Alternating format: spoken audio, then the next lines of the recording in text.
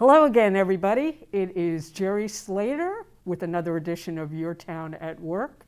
And I'm here with someone who, of course, needs no introduction, but I'm actually here with him live now, not looking at a screen.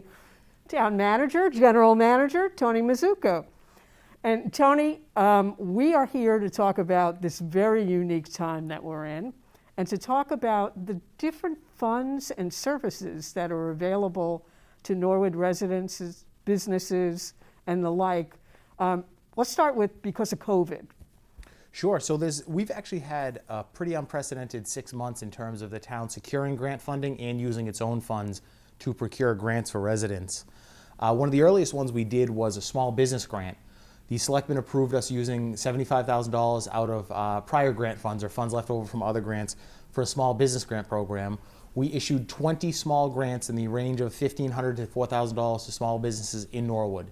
These were all businesses with a small amount of employees. They had to have less than $1.5 million in sales, and they had to have shown a 50% or more loss in their business as a result of COVID. And we were able to give out 20 of them. So that was local money we were able to put into a local business or a number of local businesses, and it went right to places you see in Norwood Center and in South Norwood, places that really were struggling. There were a lot of barbershops and hair salons that had to completely close. Some of them were restaurants. Some of them were service businesses that completely saw their clientele disappear as they were stopped from opening. So that was sort of our first small business grant program. And what's great about that is the planning department was able to secure about $140,000 in additional funding for a similar program that we're doing through the Mass Growth Council. So sometimes when we have these grant programs, we do them in-house with our staff. Sometimes we do them we outsource them. And we were able to secure $140,000 on top of that $80,000 for that program. And that one is still ongoing, and it's available on our website. If you go to either our COVID resources page or the Planning and Economic Development page, you can see the link in the application for that program. And that's targeted towards micro enterprises, so businesses, true small businesses, 5 employees or less, where they're not generating a ton of income. And there's some assistance there, can help pay with rent, supplies, payroll, et cetera. So that's still money available? That one is still available, yes. Okay, good. And so those are sort of our 2 business programs, and that's on top of a lot of the information we've been sharing about the PPP program, which is a federal program. There's the Small Business Administration has an express bridge loan. They have a debt relief program. We've been putting information out on our social media about those. We've posted all that information onto our website, and we've told people they can contact us for help in getting them connected to the Small Business Association or any of these other federal programs. We've taken a lot of calls about the PPP program. We know that tons of businesses in Norwood were able to access that program, and we're happy that they would. So we're trying to find our own local resources and get them in place for our businesses, but we're making sure we're pushing as much information out there as we can to all the different programs that are available. We've been putting out information and sharing webinars, and not only on programs on how to access PPP, programs specific for women and minority businesses, and other information on different loan programs and relief programs that are out there through federal, state, or other means. So we also did some things for restaurants also, right?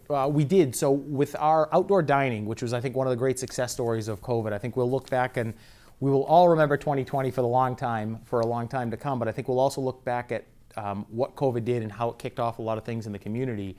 And we were pretty aggressive with the outdoor dining. Before the state had released its regulations, before the state had let us know what they were doing, we started studying what cities in the United States that had started opening were doing, and what places in Europe and Southeast Asia were doing prior to their opening. And we know that the first sort of set of restaurant openings became outdoor seating and then moving to indoor seating. So we said, all right, we know we're probably going to go to outdoor seating first, and how do we get it done? We took our existing regulations and we took a team approach, rewrote them to work for what we needed them to work for, kind of modernized them and updated them. And the town already had some good outdoor dining regulations on the books, so we really sort of expanded them, made the process simpler, went to the Board of Selectmen, they had some input on it, and then approved it after they requested a couple of changes. We then went out to the businesses. We held a couple of webinars with restaurants in town, explained to them what they could do, what they were able to do, and what we were trying to do, and what the process was, all before we knew exactly that the state was going to allow this to happen. So then we got word from the state that June 8th was the day that outdoor dining could begin in Massachusetts. We got the applications out to restaurants. We started getting them back weeks before June 8th. And that Saturday before, which was June 6th, which was D-Day, we had about 15 employees met at Town Hall. We reviewed the dozen or so applications we had at that point. We went out, we did site visits, we had to make arrangements, we had to make adjustments to some of the applications. That Monday morning at a 10 a.m. meeting, the selectmen approved the first dozen or so applications for outdoor dining, and by lunch on the day outdoor dining opened in Massachusetts, we had folks eating outside at places in Norwood, and as time went on, I think you've seen it been a wild success for some of our businesses. All the barriers that you see on Washington Street and elsewhere, the town provided those. Where we could, we provided other stanchions to businesses. Anything in our inventory that we could lend to help them rope off parts of their lots or parts of the streets in particular, we did. We set that all up. We did some of the decorations. We were as generous as we could be with the resources we had. We later were able to get some resources through the one of the federal grant programs that'll allow us to have some parklets this fall and next summer, but we used our own resources to try to get this up and running as quickly as we can for these businesses.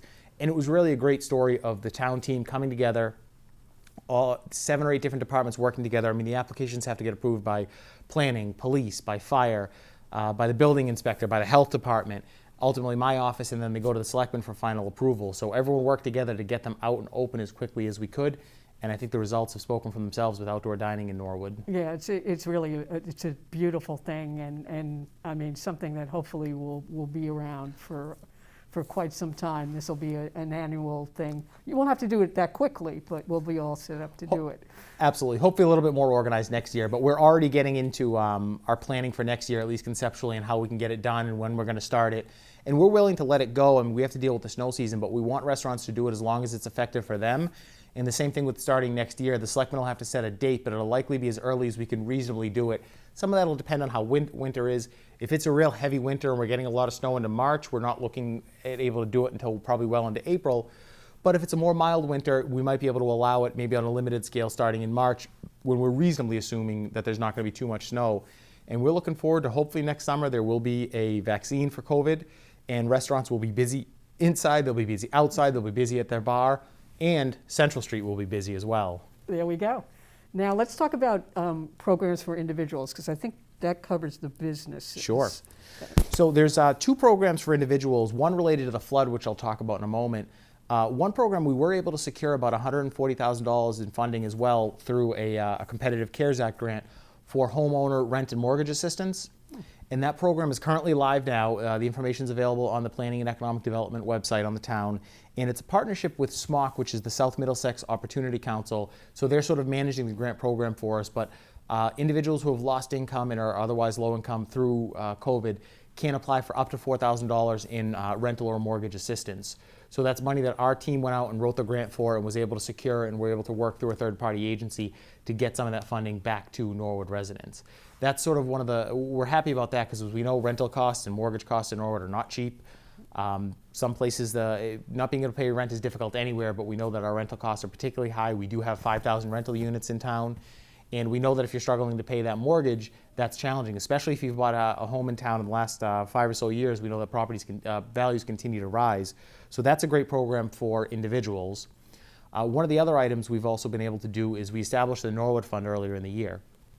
Now it's currently being managed through the town, through the general manager's office, but that can provide assistance with food security and some utility assistance if folks can document that there was some sort of a loss there as a result of COVID. And including Norwood Bank's donation, the total amount that's gone into the fund is probably around $100,000, wow. And we've probably already spent close to 3/4 of that. There's a lot of need for aid out there, and what often happens is folks end up getting everything sort of hits at once. And we know the federal government expanded unemployment services, and that helped folks for a while, but as you know, if you have to adjust your budget downward when you've lost your main source of income, it takes time to make that step down to sort of adjust to a new normal. So we've helped people with their utilities, we've helped a lot of people with food. A majority of it is going to food assistance. Part of the program is a supplement to all of our veterans on our Chapter 115 program, so those are low-income veterans in town. They've been provided with additional food service or a food payment supplement.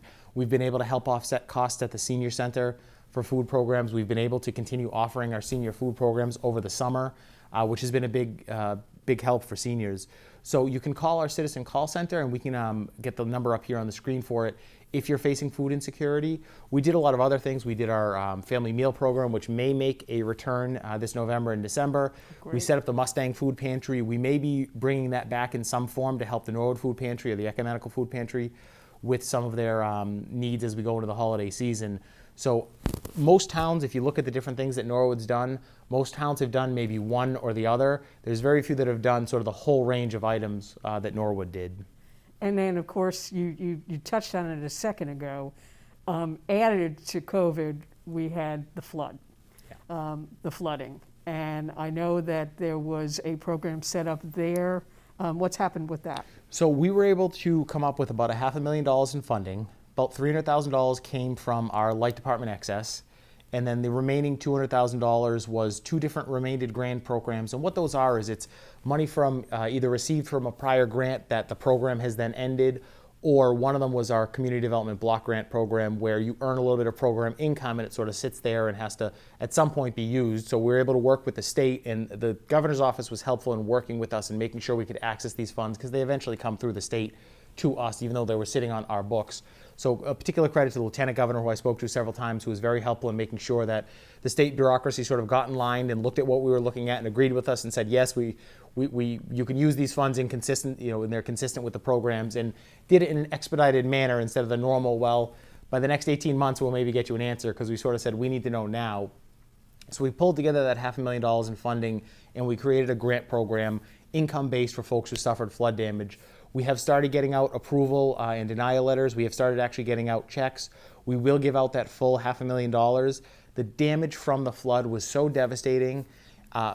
Hospital aside, it was incredibly devastating to the community. Some folks had relatively minor damage. Unfortunately, we couldn't take care of everyone. We had to set some parameters to focus on lower income individuals and also to focus on the habitability of the home. But some people, I mean, they had $50,000 or $60,000 worth of damage. And we know a $3,000 or $4,000 grant is going to come nowhere to covering that. Maybe it takes a little bit of the sting out of it, but there were a lot of people who had substantial damage from the flood. And it wasn't just, a romper room in the basement or something like that got ruined. I mean, there are families who relied on parts of their homes where it was their kid's bedroom, it was their bedroom, and completely ruined.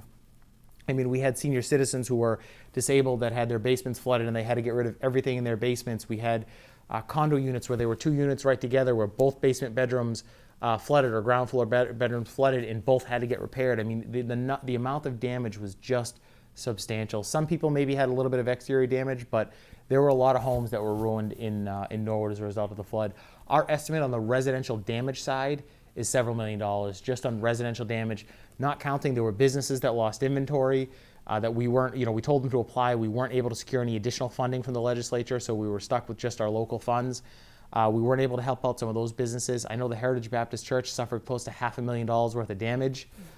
Town buildings and vehicles alone, we suffered probably over $100,000 or $150,000 in direct damage.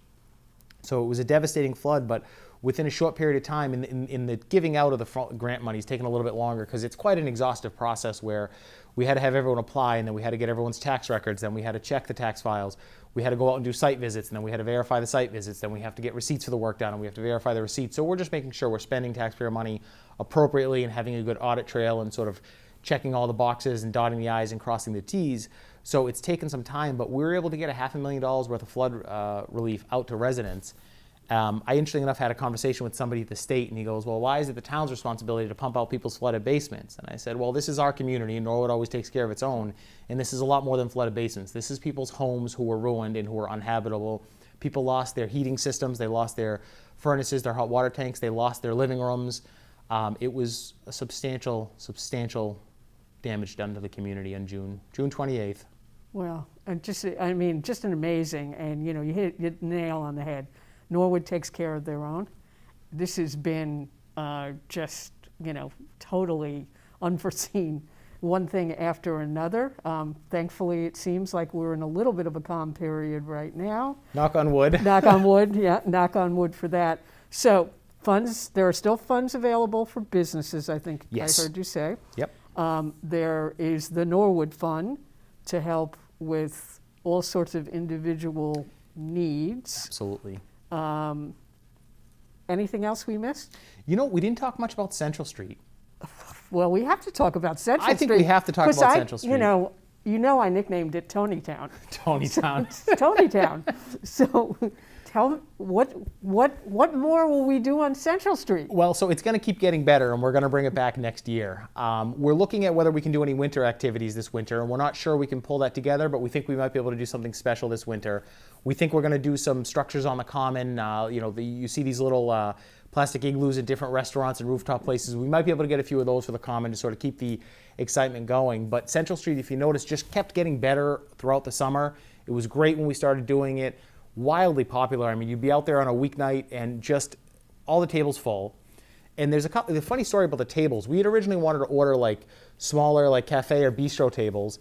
All that stuff was back ordered. So about a week before we were ready to do it, in a panic, I called DPW and facilities. I said, "Can you guys build picnic benches, picnic tables? Because I'm not going to have any tables. And how do you block off a street and have nothing there?" They said, "Don't worry, we got it." DPW built 10 tables, the facilities department built 10 tables, and those became our tables for Central Street. And now we've realized that the picnic tables are actually better for families. Sure. We finally got an order of some of the smaller tables that we had ordered. We put them out there, and they're just not as popular. So next year, it's going to be picnic tables. And what was great is not only was Central Street awesome. I mean, if you see how they painted the barriers, I mean, those looked wonderful. Yeah. But more people used the common.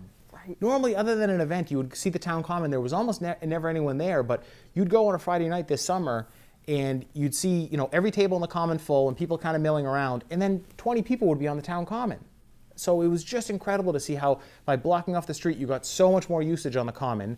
We got the sound system up and running on the common about a week ago, which we're helpful for, and there's still some tweaks we need to make that, or we're grateful for, I should say. So we're happy that we got the sound system now. We added the painted barriers. Next year, we think we're going to have some amenities like you see in some places they have those giant chess sets, or we actually have some cornhole boards and stuff that, to really make it kind of a standout place for people to spend the summer. And we're looking forward to, once hopefully we're through COVID next summer, we'll have those up there and running as well. Well, the Wi-Fi also. Yep, Norwood right? Light. I can't believe I forgot that. My favorite is Joe Greeley is doing meetings, virtual meetings with his Wi-Fi sitting out on Central Street. Yeah, courtesy of Norwood Light Broadband, we have free Wi-Fi down on Central Street as well. And that's another addition that, as we sort of rolled things out over the summer, we were just able to do more and more and more. And we created such an incredible community gathering place at really very little cost to the town. It's sort of using our existing infrastructure and rearranging it. The lights that you see strung across the top, we bought those on Amazon. Oh, wow. There was nothing, it was the light department was able to figure out how to hook them all up. And the poles that they hang off of, those are just plastic tubing. Yeah. And the concrete jersey barriers, a full jersey barrier is only about $200 a piece. The little ones are usually less than $100. So we were able to actually do Central Street pretty cheaply. The most expensive part was the turf on the ground, which we'll get a couple of years out of. The green carpet. Yep, the green carpet. That was actually the biggest cost. So it worked out well for the town, and we're looking forward to doing it again next year, and along with all the outdoor dining as well. Oh, that's awesome. Well, we're going to end on that high note because that, again, out of COVID, there's a lot of negative things that have occurred, but the town coming together, all the things that are being offered, and then, capping it off with Tonytown, with Central Street, and just turning the downtown into a happening place through the good weather. And by the way, people are keeping it going too, which is kind of nice. It's almost like a bummer when it's like, oh, it's a little too chilly tonight. It's funny. We had a stretch of cold weather in September, and we kind of said, oh, maybe this is it. And then the minute the day was warm, boom, every place was packed. Love it. So we're looking forward to keeping it going. Well, Tony, thank you for all that you're doing to keeping this going, and the town, your team. And again, we really appreciate it. Thank you. It's my pleasure. All right. So thanks again, Tony. And for Your Town at Work, I'm Gerri Slater.